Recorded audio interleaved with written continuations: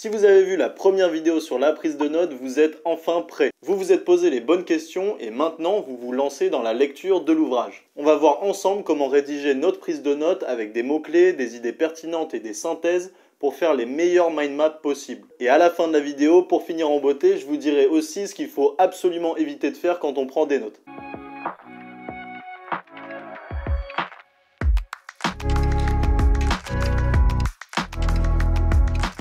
Dans cette vidéo, je vais partir du principe que vous avez en main les éléments les plus simples qu'on puisse avoir, à savoir le livre et un crayon, c'est tout. Évidemment, si vous avez une appli de mind mapping juste à côté de vous pendant que vous lisez, c'est le top, que ce soit sur ordinateur, sur téléphone, sur tablette, c'est vraiment ce qu'il y a de meilleur et ce qu'il y a de plus rapide. Mais bon, vous et moi, on sait très bien qu'on est rarement dans les meilleures conditions pour bouquiner et pour faire des mind maps, donc on va se la jouer vraiment simple, vraiment essentiel. Rentrons dans le cœur du sujet, comment faire notre prise de notes pendant notre lecture. La première chose que je vais vous demander de faire, c'est sur chaque livre que vous allez vouloir prendre en note, choisissez une page blanche. Il y en a toujours une, soit au début, soit à la fin. Je vous conseille celles au début parce qu'elles sont plus simples, parce que vous allez pouvoir vous appuyer sur le reste des pages pour écrire. Ce que vous allez faire, c'est que vous allez bien la corner pour qu'il y ait une bonne marque bien visible.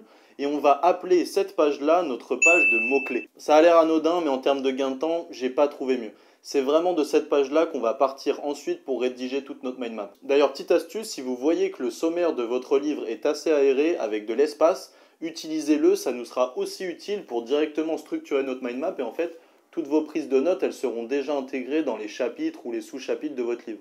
Donc là, c'est bon, vous avez défini votre page de mots-clés. Maintenant, lancez-vous dans votre lecture, faites-vous plaisir. Vous faites votre lecture rapide, vous faites votre lecture guidée, vous avancez, etc. Vous appréciez l'ouvrage. Et quand vous allez rencontrer une idée pertinente que vous voulez garder en tête, vous allez essayer de la synthétiser en un mot-clé. L'objectif à terme, c'est de savoir le faire efficacement et sans arrêter votre lecture. Si vous trouvez que c'est une tâche assez difficile au début, ralentissez légèrement votre rythme de lecture, parce que peut-être que c'est ça qui vous empêche de réfléchir sur cette synthèse de mots-clés, ou alors simplement arrêtez-vous à cette page-là. Ce que je vous conseille personnellement, c'est qu'au début, faites cet exercice jusqu'à avoir 3 mots-clés en tête. Donc 3 idées clés que vous avez synthétisées au fur et à mesure des pages lues. En pratique, ça donne ça. Vous ouvrez votre ouvrage, vous commencez, mettons, première page. Mettons qu'à la 10e page, il y ait quelque chose d'intéressant, à la 12e aussi et à la 17e aussi. À la 17e, vous avez donc 3 idées. 3 idées clés que vous avez synthétisées en 3 mots-clés. À la 17e page, vous vous arrêtez et vous allez directement à votre page de mots-clés. Un point à avoir en tête, et c'est une erreur qu'on peut faire assez souvent, c'est que si vous vous rendez compte que vous avez une idée clé par page, c'est vraiment rarement bon signe. Ça signifie que vous prenez trop de notes, que vous n'allez pas vraiment à l'essentiel, que vous attardez un peu trop sur des détails. Évidemment, si c'est les 3 pages de conclusion dans lesquelles l'auteur a synthétisé toute sa pensée, bon, ça peut être logique. Mais si ce n'est pas le cas, triez davantage. Posez-vous les questions dont on a parlé dans la première vidéo et repartez dans votre lecture. Je ne pourrai évidemment pas vous donner une moyenne de mots-clés par nombre de pages. En fait, c'est extrêmement dépendant de l'ouvrage que vous êtes en train de lire. Si vous lisez quelque chose de très thématique, un essai par exemple historique très dense, évidemment il y aura beaucoup d'informations, donc souvent vous allez avoir certains mots-clés qui vont vous venir en tête. Si par contre vous êtes par exemple sur des ouvrages de développement personnel qui sont généralement beaucoup romancés et avec relativement peu d'idées clés, vous devez vous dire bon, je dois rester synthétique. Ayez vraiment ça en tête. Un ouvrage, c'est une succession d'informations. Cette succession d'informations, vous allez les synthétiser en mots-clés.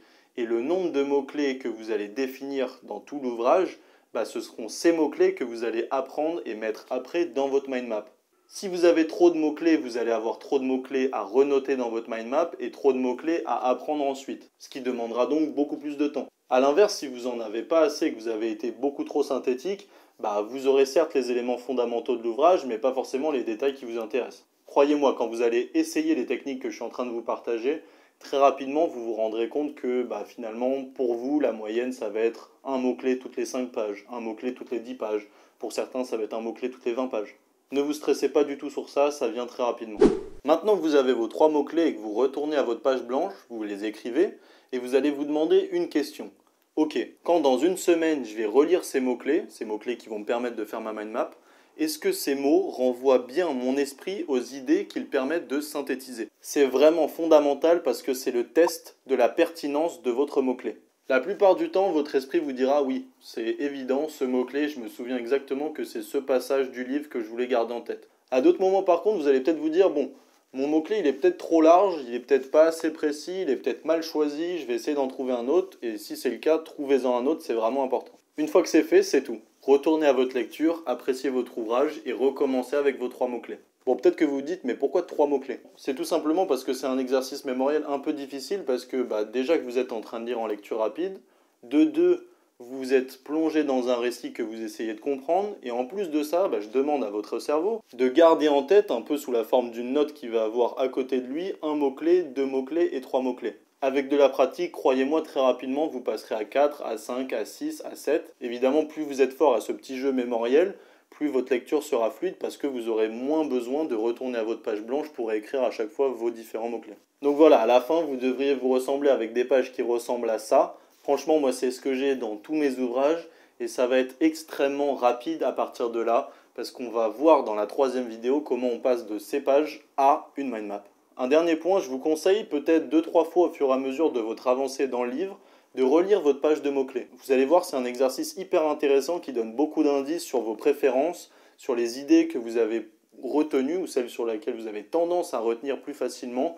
Ça peut être des chiffres, ça va être des dates, est-ce que c'est des personnages, des lieux, des idées. Vous allez voir, ça fait directement écho à la première vidéo sur la prise de notes et vous allez aussi voir que ça va être extrêmement utile pour mieux construire et mieux poser les jalons de notre mind map dans la dernière vidéo à ce sujet. Finissons cette vidéo avec ce qui va vous faire gagner le plus de temps. Je vais passer en revue les erreurs à ne surtout pas faire et qu'il y a de grandes chances que vous faites certainement. Bon, le premier truc, je vais peut-être me faire des ennemis, mais il faut arrêter de surligner et de souligner tout et n'importe quoi. Croyez-moi, si, et j'insiste sur le si, vous voulez retenir quelque chose, en prendre note, le souligner en pensant que ça s'imprimera mieux dans votre esprit ou que vous allez peut-être dans 2 semaines ou dans 3 mois ou dans 3 ans reprendre votre livre en vous disant « Tiens, et si j'allais jeter un œil à la page 274 pour voir ce que j'ai souligné et voir ce que j'ai trouvé intéressant à ce passage-là du livre ?»